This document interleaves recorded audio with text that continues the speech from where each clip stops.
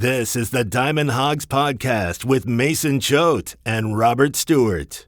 All right, before we get started with anything, we have a new sponsor alert. It is Chinook Seedery. Robert, we're very excited to be ambassadors for Chinook Seedery.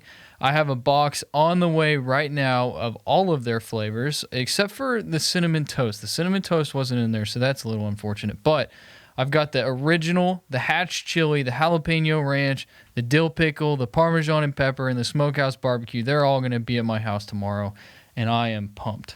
How exciting for you. And if you want some Chinook Seedery seeds, they are sunflower seeds.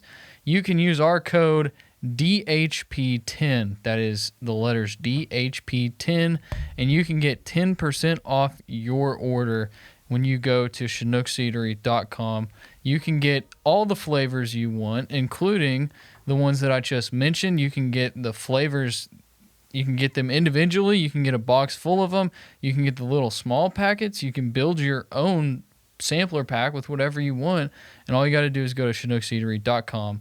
Use the code DHP10 at checkout, and you'll get 10% off your order. Thank you, Chinook Seedery. The Diamond Hogs Podcast is the premier Razorback baseball podcast. Welcome to the Diamond Hogs Podcast. I'm your host, Mason Choate, joined as always by Robert Stewart. Okay, so we got to talk about Arkansas State. Arkansas wins 2 games, scores 20 runs across Tuesday and Wednesday. Beat the Red Wolves, of course. I'm starting to think that these in-state games are kind of useless. Overdone, maybe? I don't know if it's overdone because as an in-state kid, I appreciate it. I've always wanted to see Arkansas play UCA, play Arkansas State. It is different in baseball than it probably would be in football. But, yeah, in baseball, we're looking at Texas A&M today because Arkansas plays Texas A&M this weekend. And A&M's played Texas, Texas State, and Dallas Baptist. Those are 3 ranked teams in the midweek. Now, of course, Texas State and Dallas Baptist, those are 2 in-state teams who just happen to be ranked. But you look at Arkansas, they played UAPB, Arkansas State, UCA. Like, come on. UALR 4 straight weeks. Yeah, that's the thing. I mean, Texas has more, opponents that are quality to work with in-state. But I think I saw a tweet from Jacob Seuss yesterday. He said, we need more games against maybe more regional opponents that are better, like an Oklahoma State, Kansas. Missouri State. Yeah. Missouri State will be on the slate later in the year. Yeah. But, there are opportunities. It doesn't have to be within the borders of Arkansas, but, a win's a win. Chances for guys who don't see the field every day to see the field and take advantage of it. Dylan Leach. Kendall Diggs. Okay, so what else? Oh, we have Phil Elson on the show today, voice of the Razorbacks, somebody that I really appreciate him and what he does, and I think he's one of the best at what he does. And so we are excited to talk to Phil, and he is going to be in College Station when we talk to him, so that'll be fun. We can ask him how it's going. And other than that, we're going to look at A&M ourselves. We're going to look back at Arkansas State, give a stat update. Are we actually going to follow through on bold predictions this week? Because we say every week we're going to do it and we don't. Well, I guess you'll just have to stick around to find out, huh? Yeah. But before we get to everything, as always, want to remind you can find us on the Hit That Line Podcast Network. That's where most of our listeners come from. So we're very appreciative of you if you're listening to us on the Hit That Line Podcast Network. Go to hitthatline.com for all of the best Razorback listening content needs. You can find Robert's recaps, and you can find a bunch of other podcasts over at hitthatline.com, including the Halftime Pod, the Morning Rush Pod. They clip interviews from the radio shows they have on ESPN Arkansas, which are always fun to listen to if you miss them live, because a lot of times that's what happens. But you can find them at hitthatline.com, or you can type in Hit That Line wherever you get your podcast, and you can find that content as well. We're also on the HawgBeat YouTube, as everybody knows. And so go watch the YouTube version. We put a lot of work into that. And go subscribe to HawgBeat.com for the best Razorback coverage around. Andrew Hutchinson, he does an amazing job. I do some stuff. Alex Trader does recruiting stuff. Pete? Pete HawgBeat at HawgBeat_intern Pete. His Twitter handle needs to be HawgBeat Pete. Yeah, HawgBeat Pete. Yeah, that would be good. But yeah, intern Pete over at HawgBeat.com. He does some baseball coverage as well. So go check it out. Subscribe. $11.95 for a whole year for students if you email at andrewhutchinson413@gmail.com. Okay, and then we are also brought to you by Barley and Vine. 113 West Central Avenue, Suite 103, Friday night, 7:30, first pitch, Arkansas versus Texas A&M. Show up to Barley and Vine.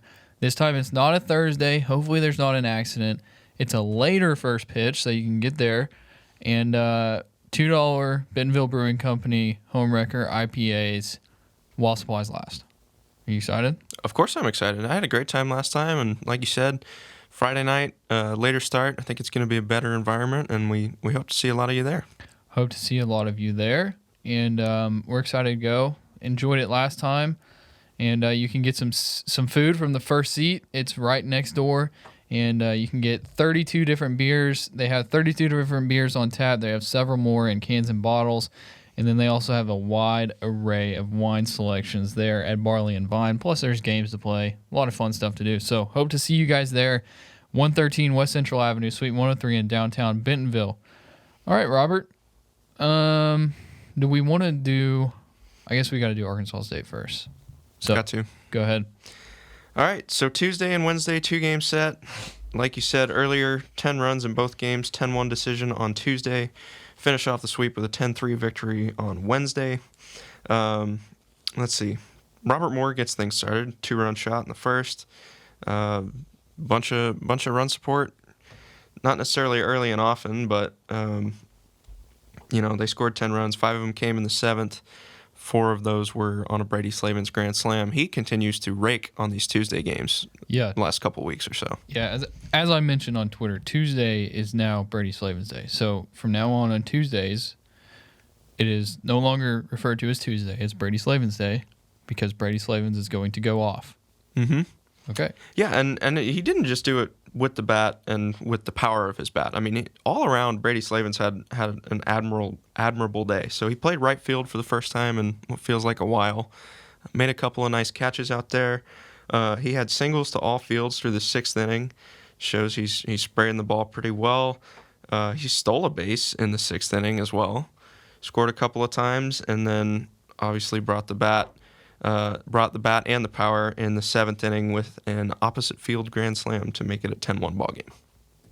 So big day for Slavins, like you say. Big day for Slavins. The 2-hole is not cursed on Tuesdays. Because it's Tuesday.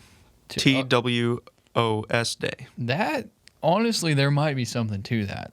I think that because it is Tuesday, the 2-hole might be the opposite of cursed. Maybe if you're hitting the 2-hole, you're going to have the best game of your life. Yeah. What hole was Dylan Leach wasn't hitting the 2-hole that one day where he had hit for the cycle? No, he was hitting 9th. I think I think ever since the first few games he's only been hitting 9th when he's played. Okay. Again, on the topic of the 2-hole, we're still on it. Brady Slavins was 0-for-4 in Wednesday's game, the only starter not to record a hit. So it is a Tuesday thing. Of course, Zach Gregory comes in, pinch hits, and he gets a hit. Yeah. But Slavins got hurt though, right? Yes, he did. Hit it. He fouled a ball off, and it came back and hit him in the eye after taking a hop off the ground, I think. I have to rewatch it. I'm not certain of that, but I know he got hit in the eye. That's what Andrew Hutchinson told me, and I trust his word. Yeah, Dave Van Horn said he was looking a little puffy, but he said team doctors told him Slavins would be okay, so hopefully nothing too serious there. Should be all right for the series in College Station this weekend, and I guess we can ask Phil about that a little bit later. Maybe he's talked to Dave since then. I think Phil said he's going to go to practice today, so perfect. He should be able to tell us. Perfect. So you look at it. Jace Borafin played Tuesday's game.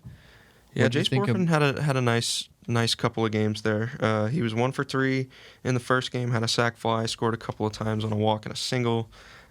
His Wednesday was a lot more impressive, I thought. He had a couple of doubles. One scored 2 runs with 1 out in the 3rd of Wednesday's game. He scored 3 times.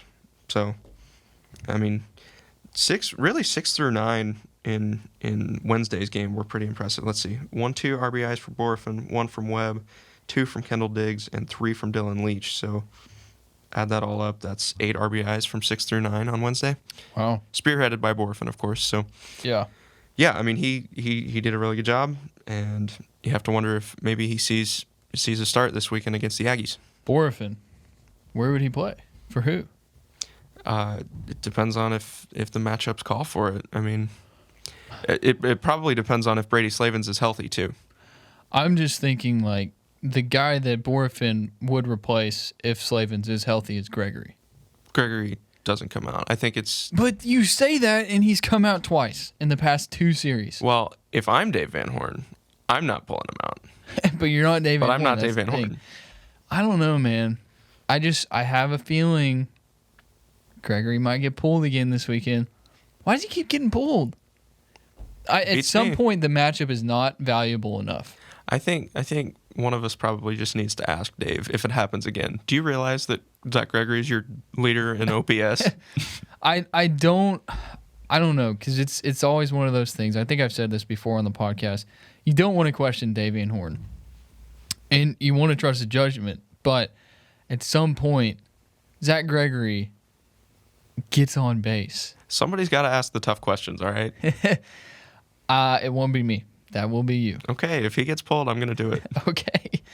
I asked it last time when Florida series when he played Borfin for Gregory. I asked him, so I did it. And he didn't talk about Gregory. No, he was like, "Well, we felt good about Borfin." It's like, oh, okay. I think it's because you made it too much into a two-parter, and he focused on the Borfin part. Yeah, I think I said basically you decided to go with Borfin. What'd you think of him, and then why did you go with him over Gregory? Something like that. Yeah. Something like that. Okay. Let's see. What else with Arkansas State? So we got to talk about pitcher on Tuesday. So Cole Ramage started. Cole Ramage did start. Heard from Van Horn after the game, said he didn't look as sharp, but he still pitched pretty well. Gave up an unearned run in 3 innings. Was never going to go more than that. They're probably just trying to save him in case they need him. In College Station this weekend, Elijah Tress gets 5 outs. Mark Adamiak gets 7. Nick Griffin gets 6. So that's the thing. It was a 10-1 win on Tuesday.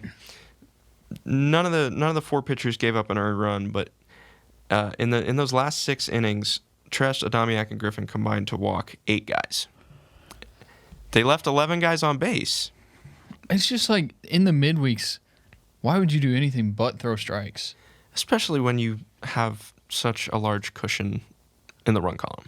And you also have statistically the best defense in the SEC and the 3rd best defense in the country. Right. It seems like every pitcher who has spoken to the media this year has raved about how easy it is to pitch with the defense behind them, right? As they should. Yeah. You should just be throwing strikes. Like, I mean, of course you're going to throw your stuff. You're going to throw your off speeds, whatever. And it's not easy to just pump in strikes back to back to back to back. But why would you shouldn't be walking 8 batters in a midweek. In 6 innings? In 6 innings. No. That you shouldn't be doing that. And realistically, there's a reason that Tress, Adamiak, and Griffin, they're not going to play on the weekend. We've seen Tress on the weekend a couple of times this year, haven't we? But not often. Not very often. And definitely not going to be in a high leverage situation. I was about to say, not super critical situations either. Yeah. So Cole Ramage gets the win, brings his record to 2-2. Congratulations to him on getting back to 500 there. Yep. What else? Brady Slavins, great day. Talked about that. Robert Moore was 2 for 5. Had a couple of RBIs with that home run. Jace Borfin 1 for 3. Battles 1 for 4. He had a nice little midweek set. He had 2 doubles Wednesday as well. All 3 of his hits in the 2 games were doubles. So yeah. So let's get into Wednesday. Will Mcintyre, man. Oh, Zach Gregory walked 3 times Tuesday. That was the other thing. Oh.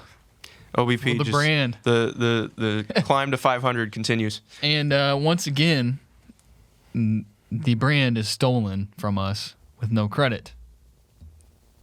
The official team account tweeted because he gets on base.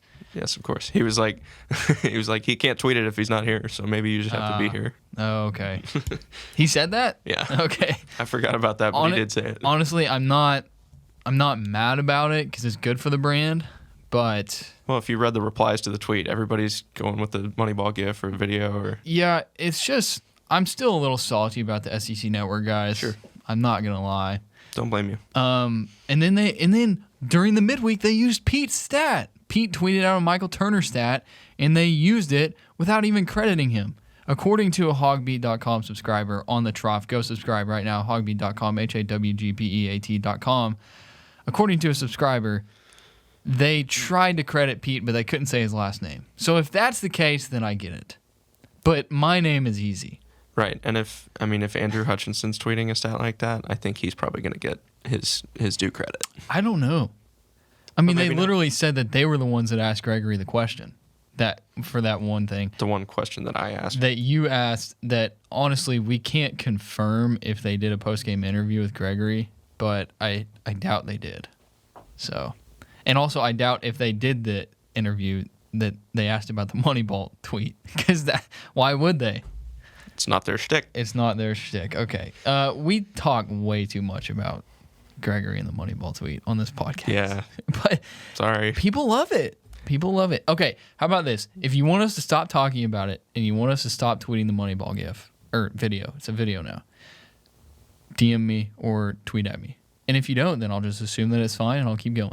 No news is good news. No news is good news. Also, if you really like it, then you can be like, hey, Mason, I want you to double down. Every time he comes up to bat, regardless of whether he gets on or not. Oh, you know what we could use this weekend? A Turner smash. Wait. We came up with something else. What else were we going to do? Is it for a pitcher? It was last week against LSU. We had a great idea. We should have written it down. If it was during the game, I definitely don't remember it. Okay. Well, I had a great idea for more content, but it's okay. Let's keep going to Wednesday's game. So Will Mcintyre. I remember in 2020, we saw him start that one game, and Andrew Hutchinson said it on the HawgBeat Hour today. He went like 6 innings maybe in his start. I'll pull it up. But Will Mcintyre, he looked good in 2020. Redshirted last year. And he was a guy going into last year that I was excited about because, recency bias. But the last time we had seen him, he had a great start. And now you've seen him in back-to-back weeks, and he looks good. Okay, so his last start was on March 10th, 2020, prior to last week, against Grand Canyon.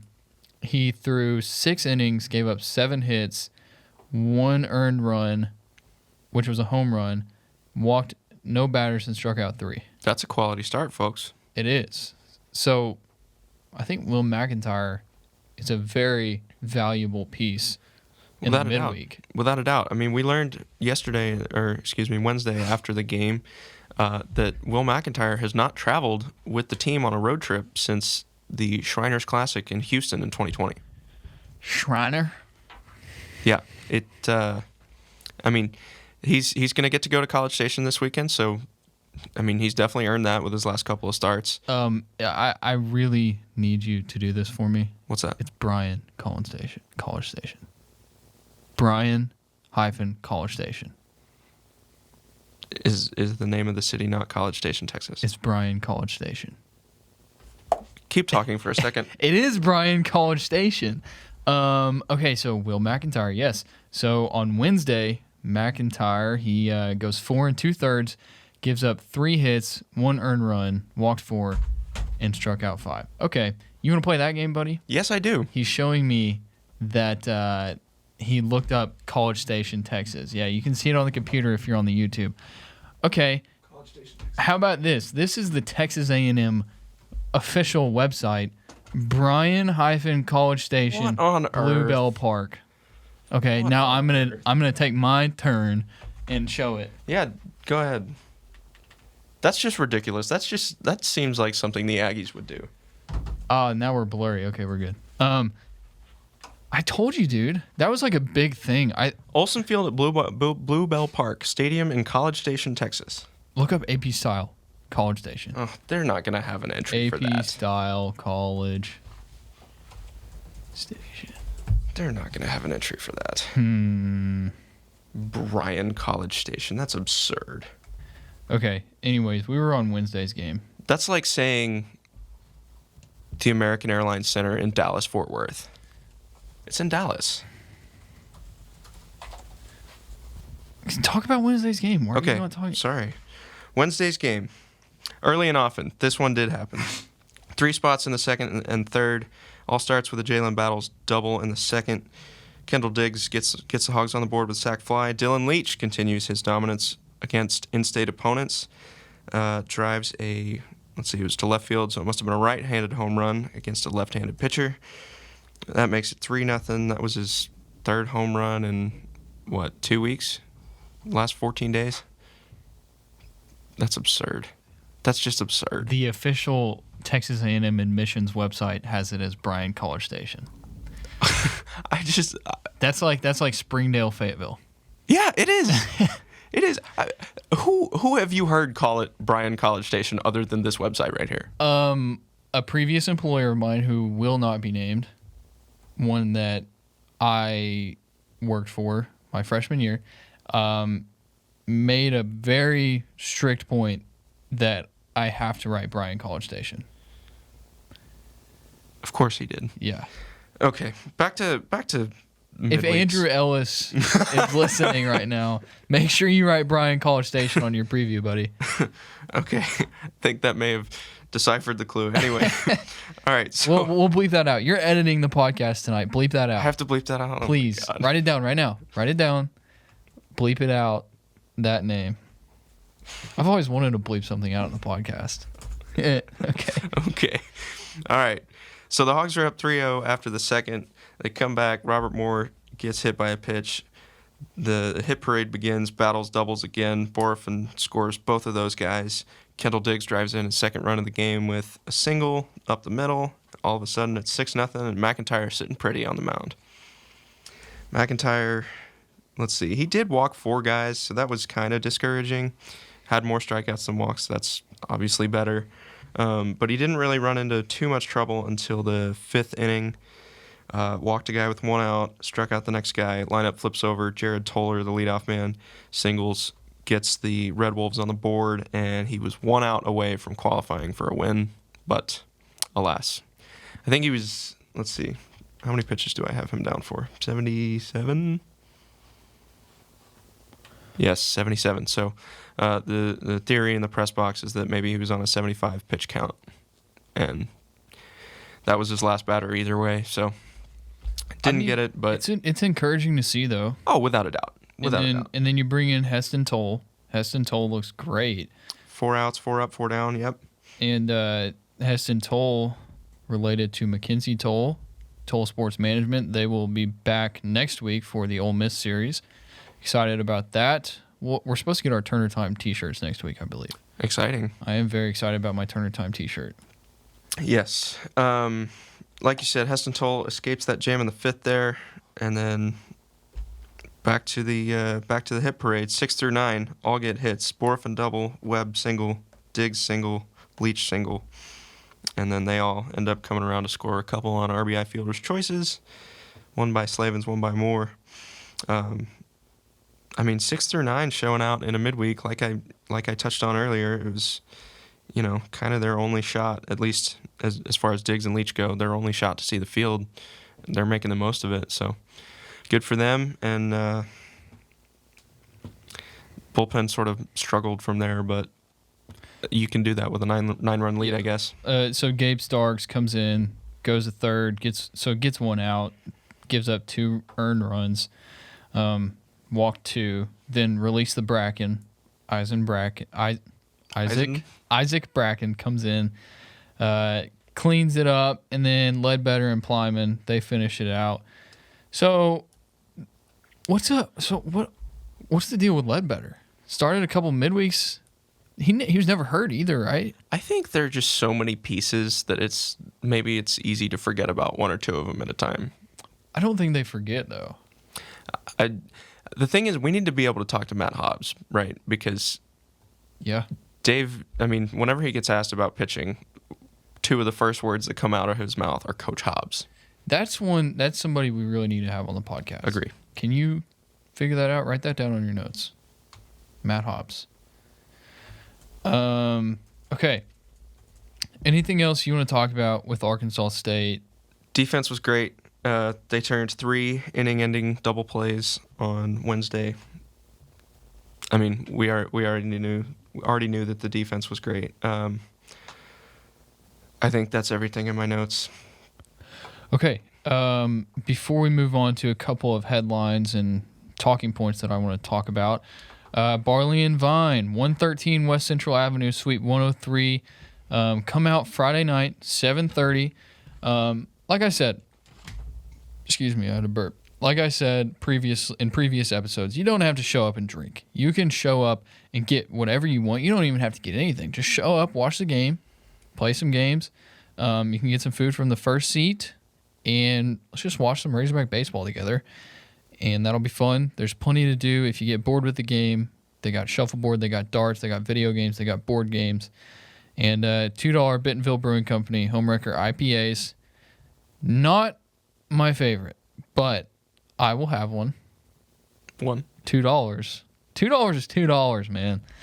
Honestly, we should probably get them for free, don't you think? Maybe. I don't know. It's a good IPA if you're into that. Okay. So yeah, come out 7:30. Arkansas, Texas A&M, Barley and Vine, Friday night. That is tonight if you're listening on Friday. Okay, so first storyline that I want to hit. I don't know if it's a storyline. I think it's more of a talking point. Does Dylan Leach deserve to be a designated hitter at some point? Or if you're bringing in someone to pinch hit, do you consider Leach? Or does he only play against in-state teams from now on? You may recall that stat that Pete tweeted, the splits between Arkansas teams and out-of-state teams. Gosh, does he deserve to DH? I think right now the outfield is too crowded. You're going to have to see an injury first. As a pinch hitter, in a matchup scenario, he's always going to be advantageous because he's a switch hitter. So maybe. And you certainly can't justify sitting Michael Turner either unless there's a doubleheader, which for as many as there were last year, it's kind of surprising we haven't seen more this year. Yeah. The thing about Leach is, no offense to the guy whatsoever, I enjoy watching him play. He's not a super great backstop. He's improved recently, I think, and Van Horn hit on that in the presser yesterday. But you're right, Michael Turner is the superior catcher defensively, and it's not a knock on Leach. I mean, he's a sophomore, he's young, he's got time to grow, but right now he's your midweek guy. Speaking of Turner as backstop, caught stealing. So he's caught 9 runners stealing. That ranks second in the SEC. Really? Who's first? Dominic Keegan for Vanderbilt. Okay. You know who has the most stolen bases against? Dominic Tomez, former Hog at Alabama. I was wondering when you said Dominic if it was going to be Tomez that was ahead of him. Dude, Tomez, I don't know if you watched him against Tennessee last week. I did not. He was horrible. Really? Like, some throws to third, just right into left field. And you just watch it and you're like, well, that's probably why he's no longer here. Because a lot of people last year wanted him to play because he could hit. But now he's at Alabama, and he's been stolen. So he's number one at 31. Evan Russell at Tennessee, 30. So keep that in the back of your head. And then Turner is fourth at 19. Alonzo Rubalcaba from Kentucky, 25. He's at third. So this is stolen bases against, right? Yeah. Okay. Turner and Keegan are tied for fourth for stolen bases against, and they lead 1 and 2 for caught stealing. Yeah, I mean, I feel like we talk about this sort of all the time, but at least defensively, I mean, you always hear don't run on Opitz, don't run on Opitz.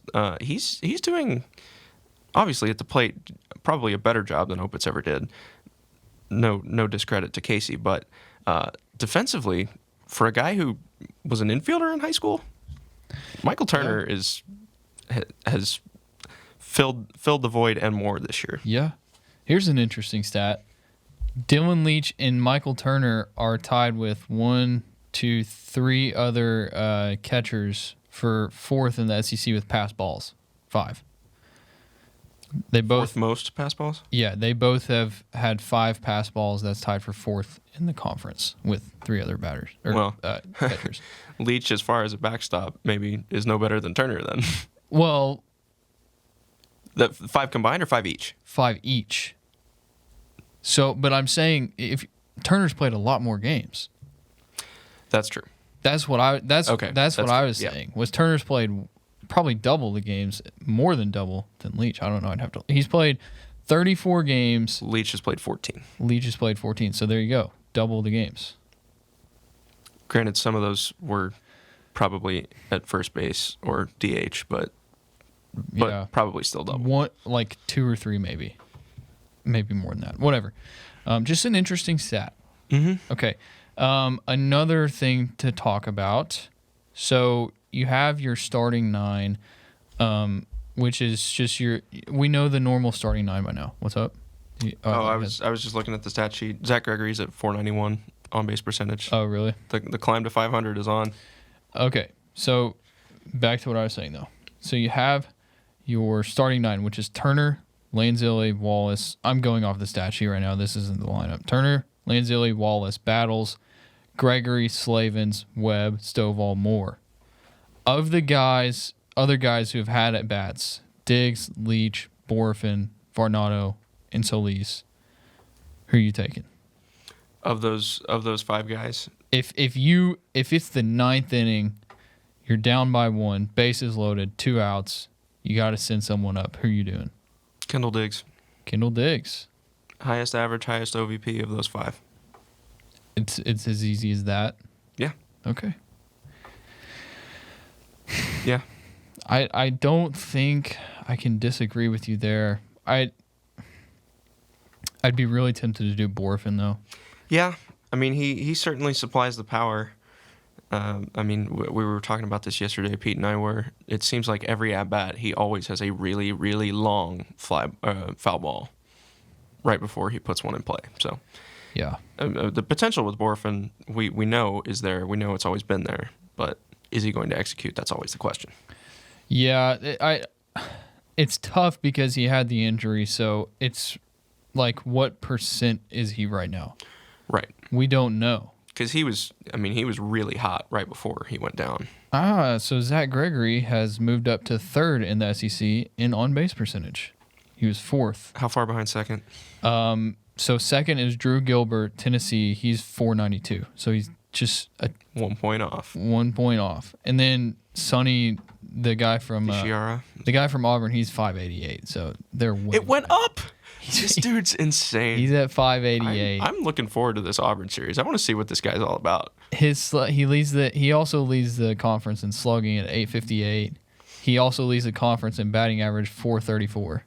That's almost a 1500 OPS. Do they do OPS? No, you just have to add the 2. You said 588 and 858? 588 and hold on, sorry, I scrolled down. 588, 858, and 434. Oh, you just add on base. You just add because it's on base plus slugging. Okay. 588 plus 858, 1446. Wow. That's insane. Okay. Well, we're off of the topic of Arkansas baseball. Well, we'll see Auburn in a couple weeks. Okay. Last question I have for you. What's up, Mr. Stewart? Who is so aside from Tigert, because Tigert is the closer? Who's your go-to guy out of the bullpen? Don't worry about matchups or anything.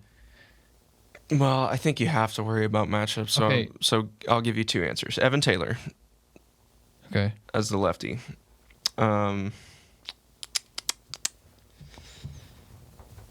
I guess it's got to be Vermillion. Explain yourself, though. The hesitancy is that he's struggled more recently than he had at the beginning of the year.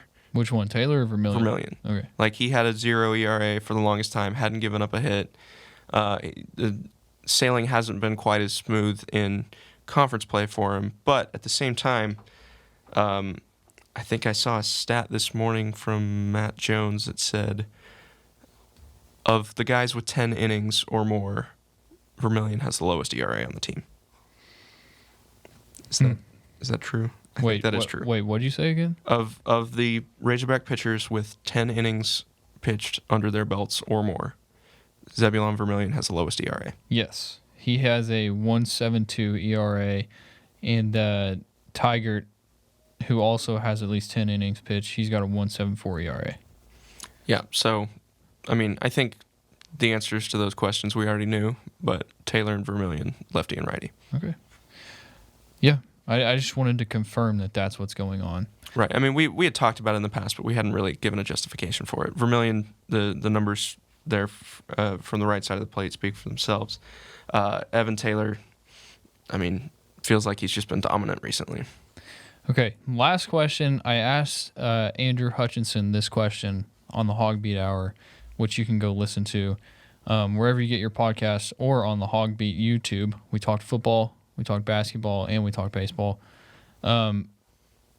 Overall, how do you feel about this team right now? I feel like we haven't done like a welfare check on how we feel about the team on this podcast yet. How are they where you think they would be or thought they would be? Have they exceeded your expectations or not? Just how do you feel, Robert? Are they where I thought they would be? That's a tough question to answer because I don't feel like I ever really gave, I guess, an explanation of how I thought they'd do. Gave a prediction maybe. I think this is about where I thought they'd be. You know, top 8 in position to host a Super come June. I mean, you knew they weren't going to be able to recreate what they had last year.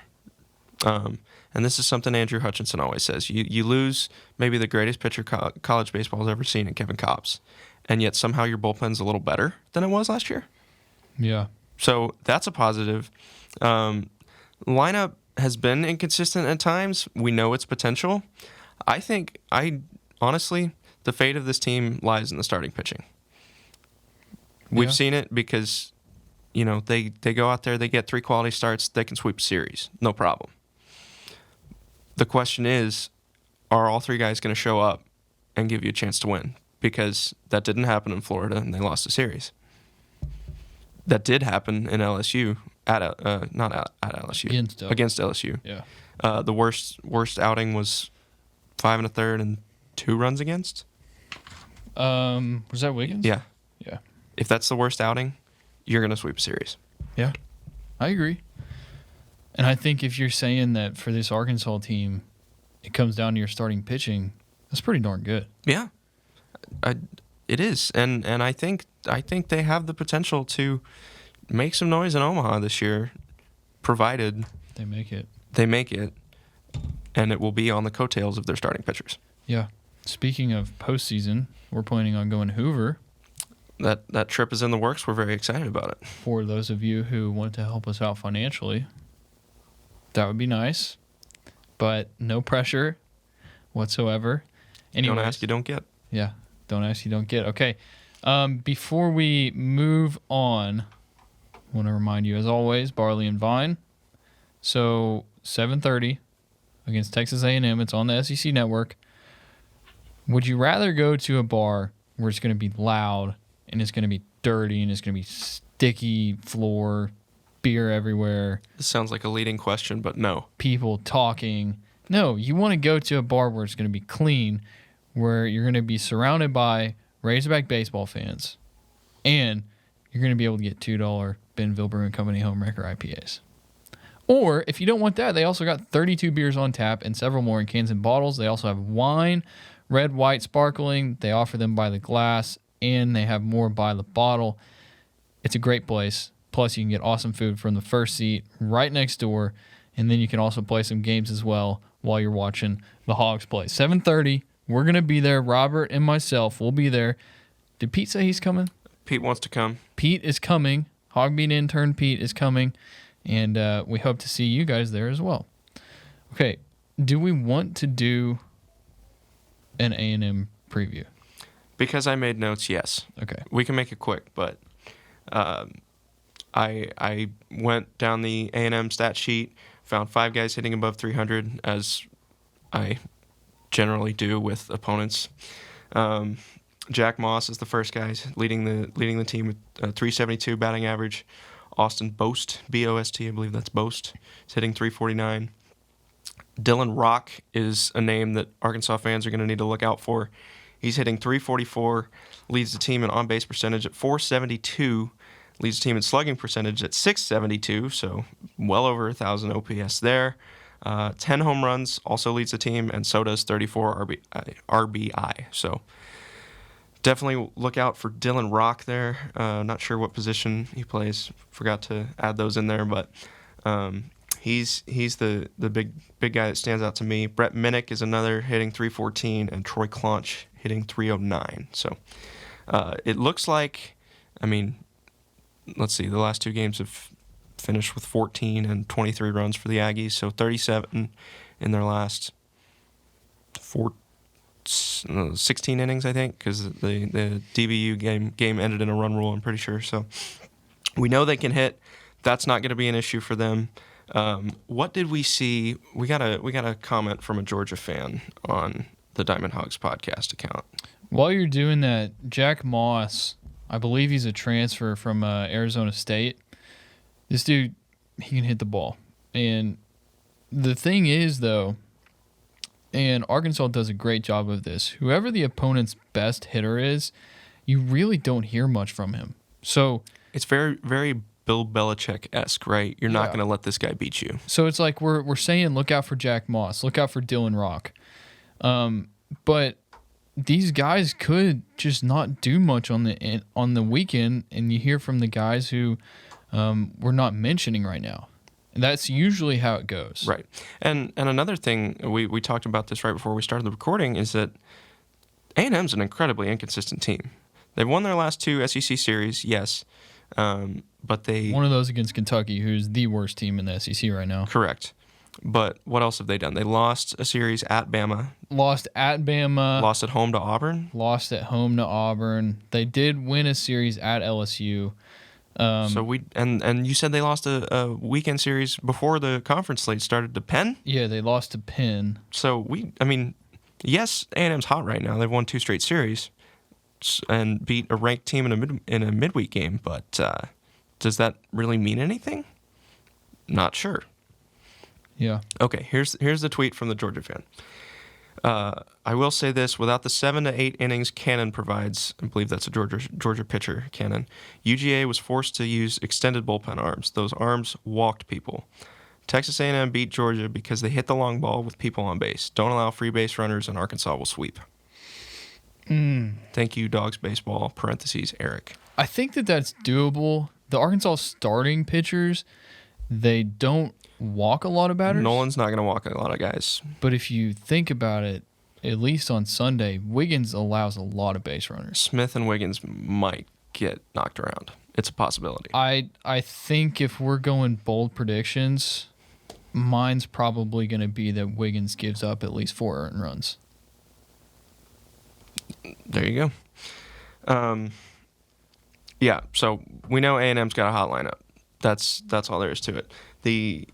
The question mark for them, I think, is their starting pitching. Their ace, Nathan Detmore, he's a sophomore righty. His ERA is 3.54. He did work 8 innings in a win over Georgia in the first game of the series last week. But his whip is not that impressive either, 1.22. Batting average against is over 250.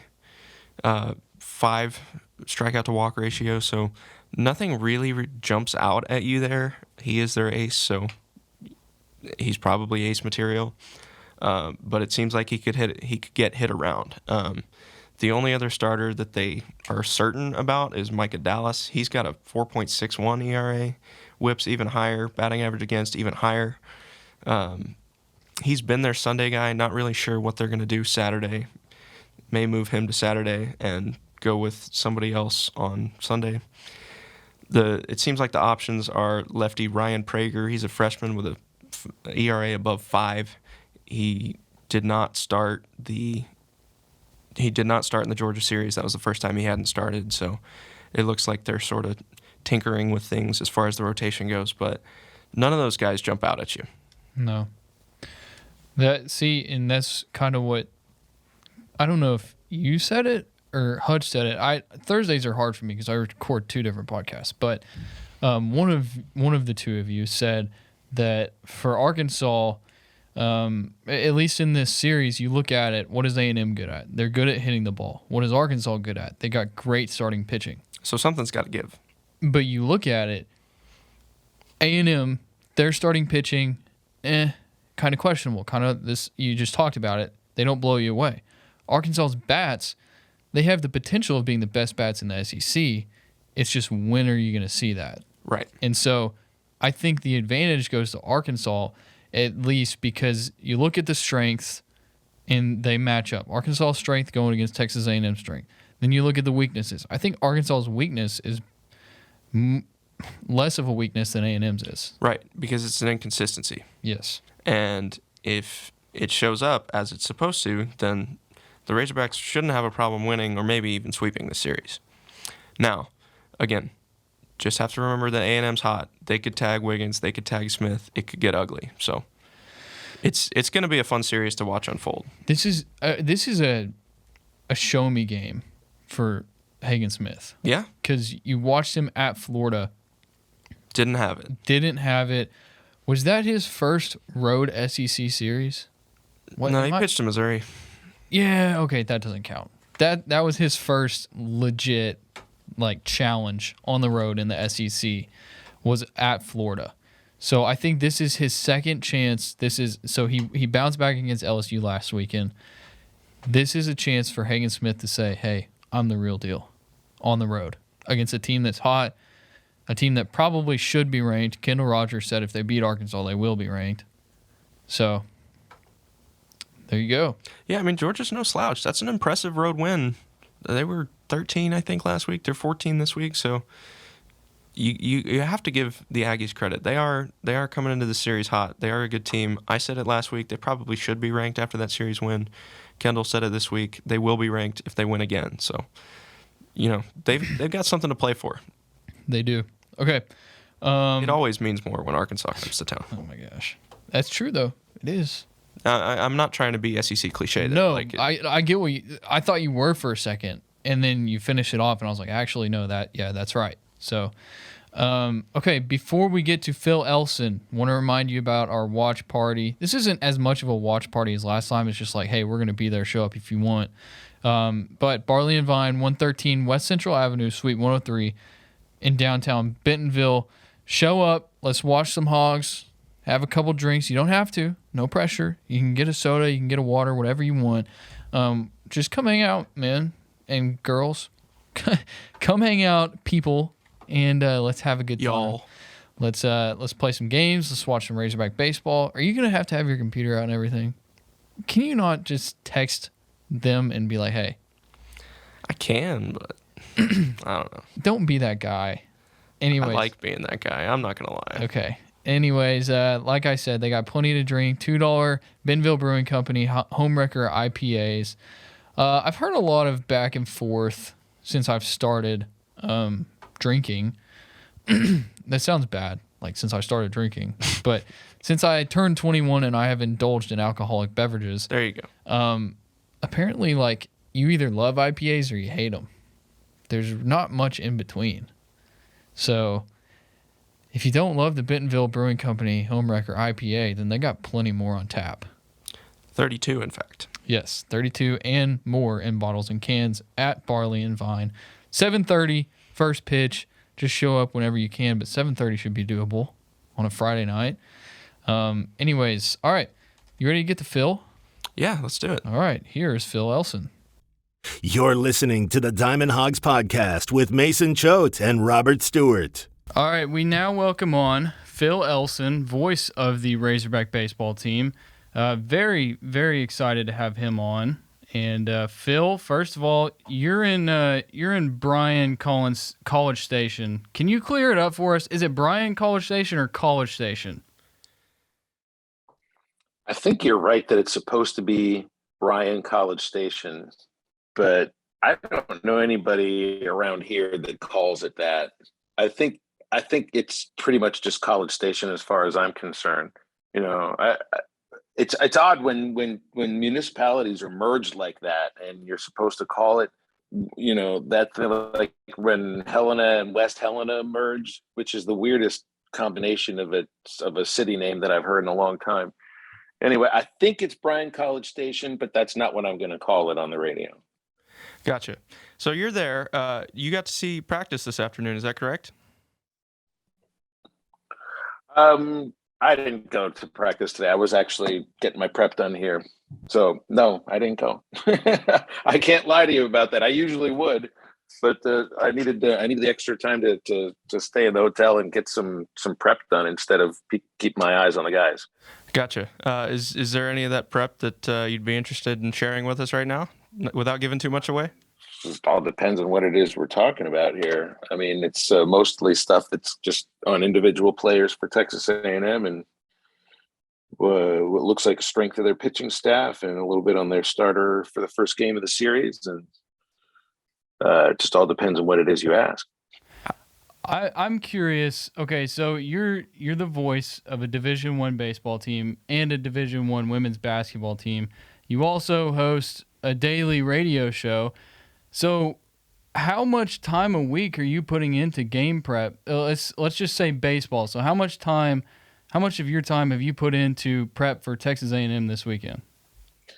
I mean, it'll take at least, I'd say, 2 to 3 hours to be ready for how I'd like to feel ready for a weekend series in the SEC, for the certain way that I like to have prep presented to myself, and for the things that, at least for home games, that I know Bubba's going to ask about now that we've worked together for almost 5 years. And that's about the same for basketball too. It just have to be able to set that time aside, and it's about getting into routines. So it helps to have a few hours the night before a series starts to be able to do this.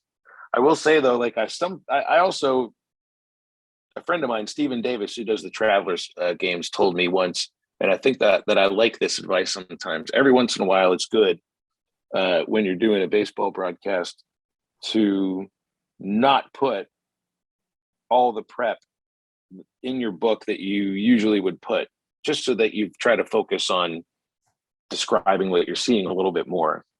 But I'm a little bit too anal about the prep to actually do that. So that's why I put that time in. Gotcha. So let's get right into this series. Arkansas is up on Texas A&M by 3 games in the standings. Where do you perceive the magnitude of this series? What level do you perceive that to be? Well, it's big because, I mean, you're always going to hear the same phrasing that in the SEC, 1 out of 30 means the same. But I think that there's extra weight placed on games in your own division, just because that does lead to tiebreakers, and you have the opportunity to knock a team down in your own division a little bit when you're playing somebody in the East. Your win doesn't help you in the standings necessarily, giving you the full game difference. Now, I mean, they're in the middle of a stretch where, with this last series against LSU, 1 full month of games fully against SEC West Division teams, which includes Ole Miss coming up and then Auburn. So, yeah, all of these games, especially with these teams that are right now 3 games back, a 3-game lead with 15 games to go is a pretty decent size lead in any baseball league. It doesn't matter, what it is. So yeah, I think the magnitude, to use your word, Robert, is very high. I think it carries a little extra weight, especially than if it was just early in the season. If it was the first week of the year, it does matter the same in the standings, but you get a chance to knock A&M back 5-6 games back with 12 remaining. You've just eliminated a team from the pennant race. Okay, we're going to get into some more non-Arkansas baseball stuff, but staying on the subject, what do you think of this team so far compared to teams in the past? We kind of talked about it on our episode today, just where we think they are right now at this point in the season, maybe compared to last season, which might not be fair, but maybe compared to our preseason expectations. I'm curious what your thoughts are on this team so far. Well, all the conversations around preseason expectations surrounded questions for pitching staff and the thought that you're gonna just score a ton of runs and beat a bunch of teams that way. And what's been amazing to watch is how this team's personality has been built around the pitching staff, and all the roles have sort of fallen into place. Not just recently either, because your starting pitching has been the exact same from the very start. Just think about, you can't help but to compare to the last season. That's normal.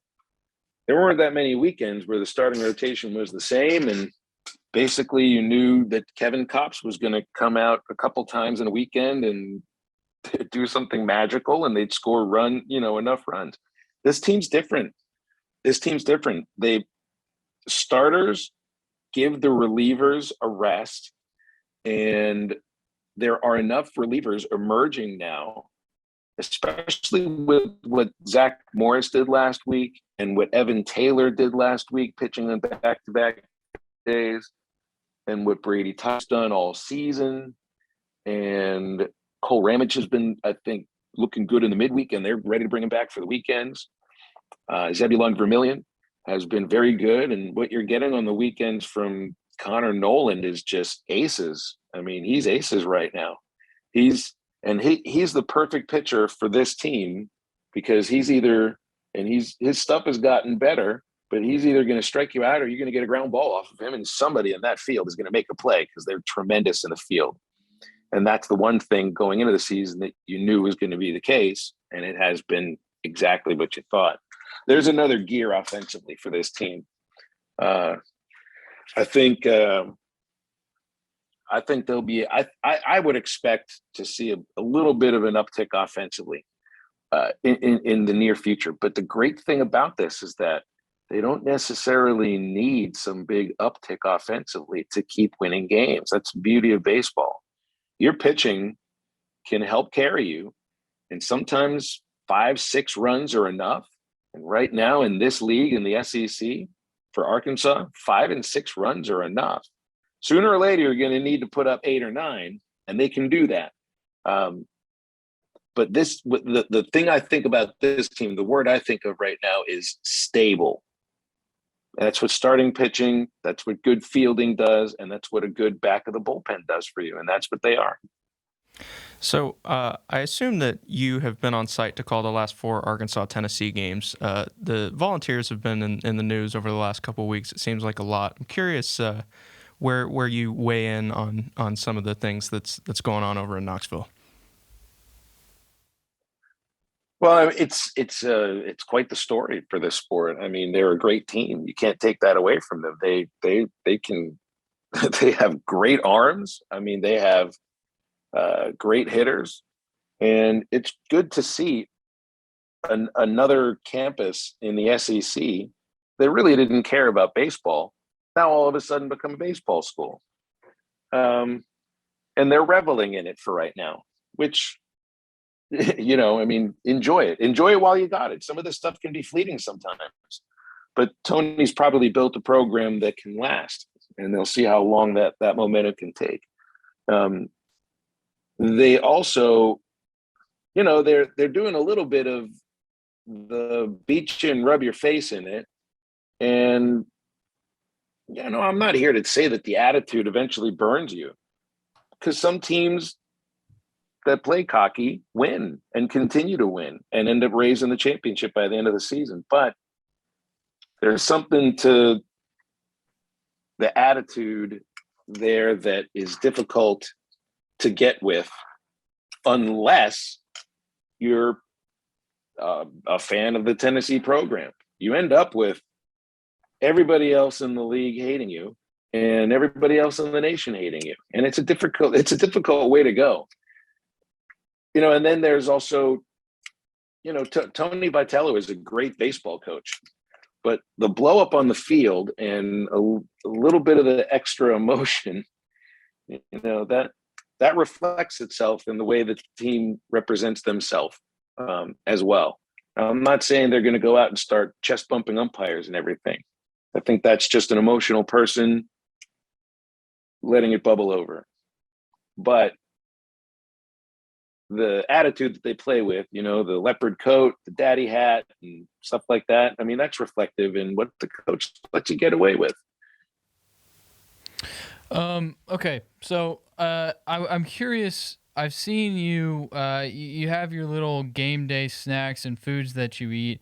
Where are you at right now? And what craving do you have, or what food are you eating during broadcasts this weekend? Well, this weekend it's going to be ice cream sandwiches because we're playing at Bluebell Park, and they have ice cream in the press box. So you take advantage of that when it happens, right? Yeah. I mean, you don't just leave an ice cream sandwich in a freezer that's meant for the media. You're supposed to eat it, and I will eat at least one, maybe two per game.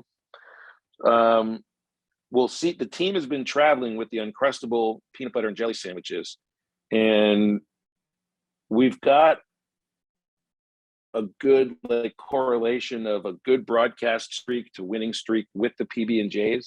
So I feel comfortable eating them before games. And if I can find them in the dugout, I might grab one per game. That's what I've been up to this year. The whole thing with the peanut M&Ms, that was a ruse. I didn't eat all those peanut M&Ms. I couldn't eat that many M&Ms if I tried and keep this lovely figure. So yeah, I just had a large collection of peanut M&Ms going for a few years there. And I tried every once in a while, a Snickers helps in the middle of the game. Bubba's got like a whole thing going on there. He's got 3 or 4 different drinks. He's got 2 or 3 different snacks, all the other stuff that's sitting around him. I'm surprised he can see the game through the window with all the stuff that's piling up in front of him right now. But yeah, this weekend, and right now I'm on a PB&J kick, but this weekend it'll be ice cream sandwiches. All right, so on the topic of Bluebell, I'm curious where you think A&M's ballpark stacks up to the rest of the division and the conference, because you've seen, I assume you've seen them all. So where is Bluebell in your mind? It's a nice ballpark, but it's one of these parks that has this really almost like imposing facade from the outside and looks like, oh boy, this looks big league and everything. You get inside, it's nice. It's got a nice big video board, and it's a cool setting because the train, it's right there in the middle of campus. You can see the football practice facility past the train and right field, and you can see the campus out there and all that. But you can say the same in a lot of the other ballparks. It's probably middle tier of the SEC right now, which I would put, the top is Baum Walker. Just behind would be Duty Noble, and then Alex Box. I really like Founders Park in South Carolina. That's a really cool ballpark. The new Florida ballpark is nice, is very nice actually. It's a cool place too. Ole Miss, probably right after that. The thing with Ole Miss is like it's not the ballpark that makes it really like a great place for baseball, because the ballpark is okay. The experience there or the crazy stuff that goes on at Ole Miss games. It's not Swayze Field. I'd put Bluebell Park right around there. I forgot about Georgia. Florida Field is Foley Field is really nice. I think I'd put A&M a little above Georgia. So let's say like probably 7th, 8th in the SEC, mid-range. Here's another question I have for you, specifically about the broadcast.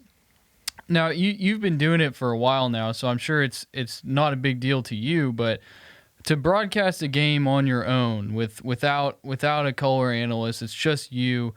How difficult is that to, sit there and basically talk to yourself for 3.5 hours for a baseball game? And I just feel like at times you just feel lonely, I guess. How do you feel? Well, I could never feel lonely doing Razorback games. That's for sure. There's way too many people listening to ever feel lonely on a Razorback game. Some of the minor league games, different story. So you just get used to it. I mean, I don't know how to answer, because like I remember what it felt like the first time I did a baseball broadcast solo. And I don't know if I've ever been more scared of anything in my life than that. And it took probably 6 to 7 years to really even feel comfortable doing that. And most of those games were solo. But you develop habits and rhythm, and it's really just a matter of how do you watch a baseball game when you're by yourself? You know, what you have the opportunity to talk to anybody. You don't have anybody talking to you. You can decide what it is you're paying attention to. What is it you're going to pay attention to when you're sitting there by yourself? And what's your thought process when you're watching and you've got all the information that you would need? What's interesting to you? What matters to you? And probably if it matters to you, it'll probably matter to the listener as well. And don't be stingy on the descriptions either of what you see, because on radio, like I can't even imagine. Vin Scully did solo television broadcasts. I can't even imagine that. I mean, solo radio, it really shouldn't be that difficult when you think about it, because you just tell people what you see. You got your information in front of you. You got a game in front of you. You got a ballpark. You got fans. You got a setting. You got your knowledge of the game. You got your interest of the game. You got your personality. What interests you, and what do you see? You can really just make it that simple. So I want to shift the topic now to jinxes and superstitions. We saw last week during the LSU series a lot of discourse on social media about, is it okay to tweet the words no-hitter? And I'm sure you as a broadcaster have some pretty strong feelings about this. And I grew up listening to Bob Carpenter call Nationals games. He's like, you know what, I'm never, ever going to say it on the air. And I think you've had him on your show a few times. I wonder, do you come from that same school of thought, or you have some differing opinions there? Of not saying no-hitter? Yeah. Now, I've probably forgotten how many, 7 or 8 no-hitters. I am not superstitious about that kind of stuff. I will say that you can parse the language a little bit so that I can give the information that's necessary without saying the achievement. Because here's the other thing. Like if you think about it, someone will say he's working on a no-hitter. Roger Clemens is working on a no-hitter. No, he's not. It's not a no-hitter until the game's finished. So it's not that he's working on a no-hitter. He's allowed no hits. You know, no hits. Through 7 innings, they have 2 base runners, both on walks. There's ways to say it. But here's the other thing too. Like when somebody gets to the 8th inning and is in the middle of allowing no hits, or is working on, maybe a perfect game, you can't act like nothing's happening. You can't act like it's just another game.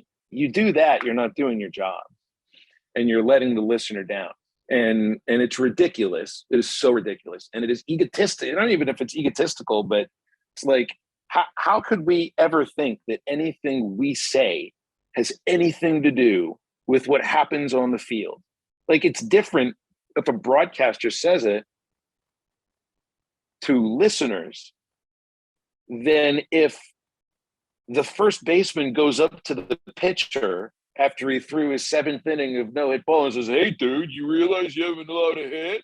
That's different. You don't say it to the guy.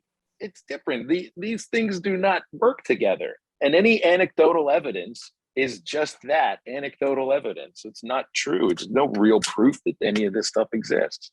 But there is proof that people need to know what's happening in a game. So that's my duty to do that. It's like you would say somebody comes up. Hitting 4 home runs in a game is a pretty darn interesting feat.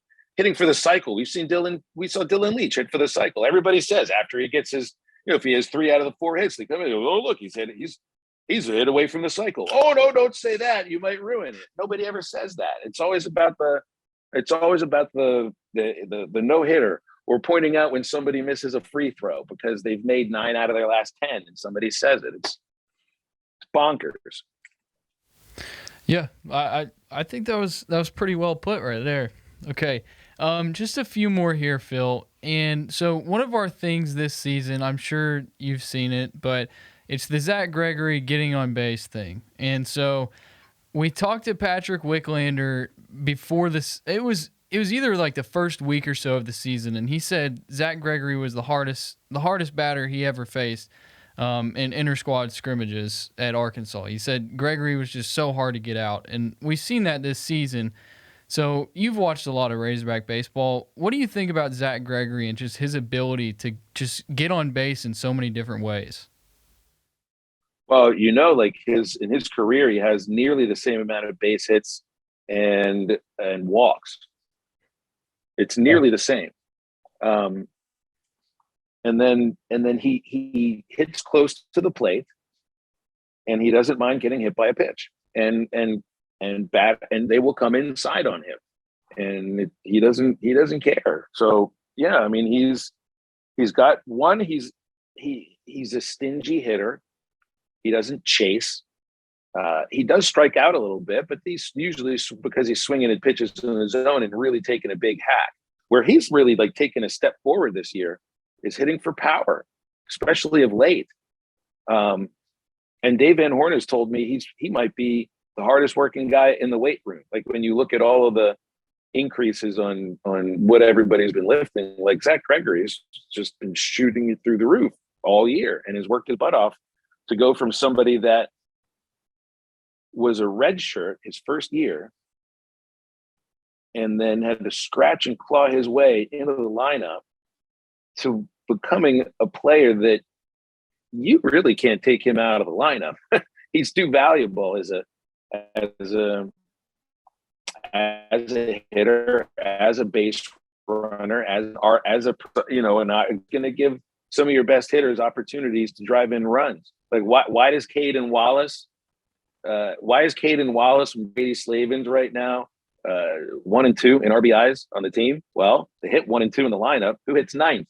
Zach Gregory hits ninth. They're driving him in all the time because he's always on base. And he's a grinder. He's ground right through his career. He came as an infielder. He doesn't play infield anymore. Played center field the other day. I haven't seen him take a ground ball in 2 years. So to me, he's one of the ultimate stories of what this team is about, because he doesn't get headlines or anything. And, he's not Robert Moore. He's not Caden Wallace. He's not going to be a first round draft choice, but he's a pretty darn important college baseball player.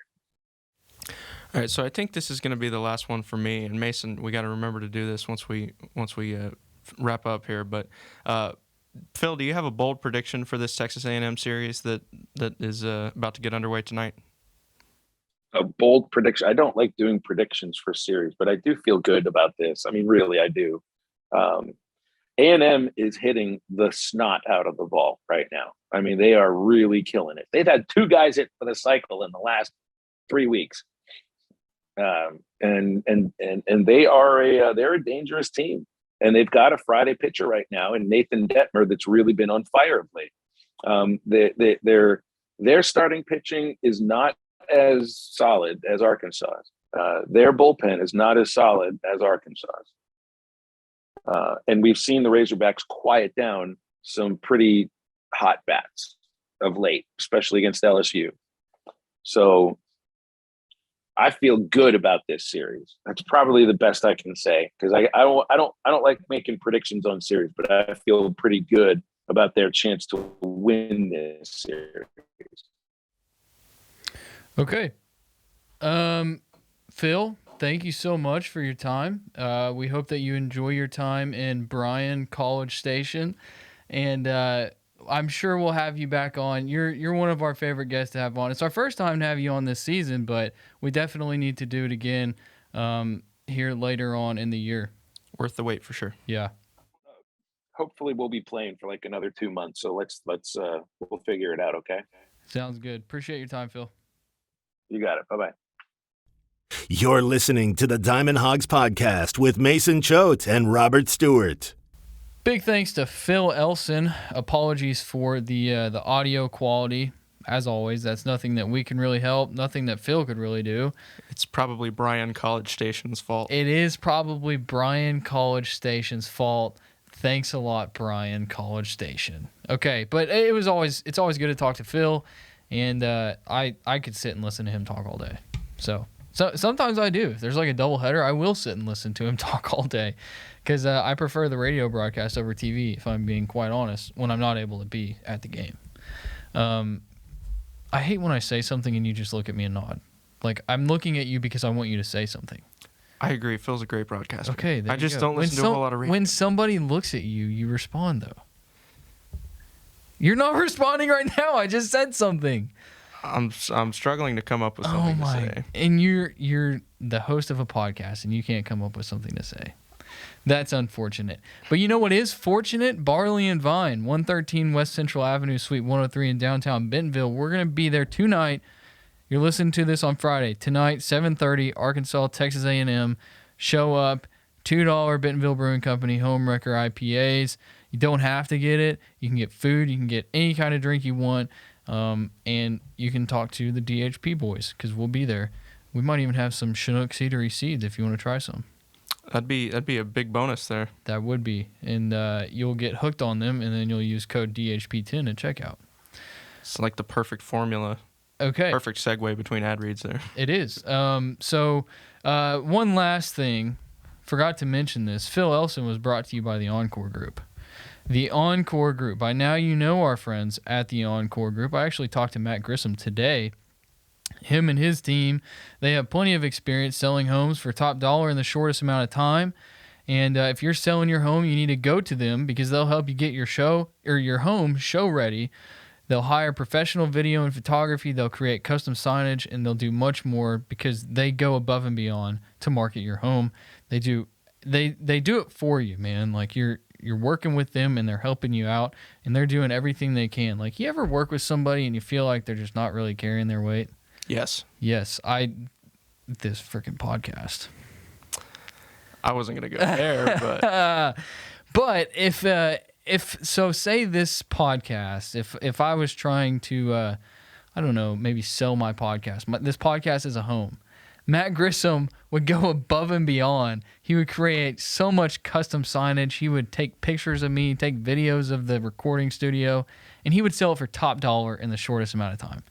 If this podcast was a home. The analogy was, you tried. Yeah. Well, you know what, Robert? I'm not going to ever settle for a bunt when I'm selling my podcast or my home. I don't blame you. I am going to go to the Encore Group for a Grand Slam. Grand Slams, Brady Slavins Grand Slam. That's what it is now. No longer Braden Webb. I guess it's just always got to be whoever hit the most recent Grand Slam. Yeah. Okay. For more information or to receive a free property valuation proposal, visit sellingarkansas.com. It was Encore Group who sponsored Phil Elson. So thank you, Encore Group. Robert, you have anything else to add other than... We got to do bold predictions. Oh, freaking... I already gave mine. I said Jackson Wiggins is going to give up at least 4 earned runs. Yes, okay. And I will go on the other side of that. We talked about Hagen Smith earlier, how this is going to be a show me game for him. I think that's what you called it. And something else. Anyway, my bold prediction is that Hagen Smith is going to throw a quality start. A QS. A QS. All right. If you think back, he's never really performed that well on the road. Think Stanford, think Florida. He's very much enjoyed the friendly confines of Baum-Walker Stadium, and it's going to be a bit of a different atmosphere in Bryan-College Station this weekend. Bryan-College Station. So we'll see if the Texas boy can twirl a 6-inning, no more than 3 earned run outing in his home state of Texas. All right. That is Bold Predictions, brought to you by Chinook Cedary. I guess. I don't know. We didn't really plan that out. Yeah, we're out of ad reads, so we are. Chinook Cedary, DHP 10% off. DHP 10. Honestly, like, I'm so pumped to try these seeds. I'm pretty sure they're keto, which don't let that turn you off, because that doesn't mean that, like, you'd be like a lib or anything. What does that mean? I don't know what keto means. Oh, okay, here we go. Snacktivity of champions. No sandpaper tongue, which is the worst thing about sunflower seeds. I use these big name brand sunflower seeds, and it makes my tongue like hurt. Like I can't taste my dinner after chewing seeds at the ballpark. Well, good thing you won't have that issue anymore. I know, and I'm gonna have the craft flavors, craft seeds from Chinook Seedery. Better seeds, better for you.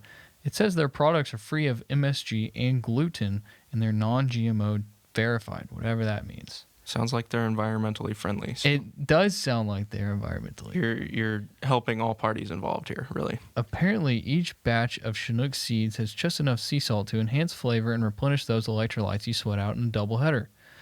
So they're even good for the players, not just us sitting there. Perfect. Ooh, they also have cinnamon toast. I think I mentioned that. You can get a hat and a shirt, too, at their website, ChinookSeedery.com. Okay. Arkansas, Texas A&M, 7:30 on Friday. Watch party of Barley and Vine. Show up. Barley and Vine, 113 West Central Avenue, Suite 103. And Saturday, 2 p.m., that's on the SEC Network Plus. Sunday, 1 p.m., SEC Network Plus. All right. Robert, you ready to head out? Let's do it. Big All right. series coming up. Yes. Thank you, everybody, for listening to the Diamond Hogs podcast. You've been listening to the Diamond Hogs podcast. Follow the guys on Twitter at Choate Mason and at drstew32.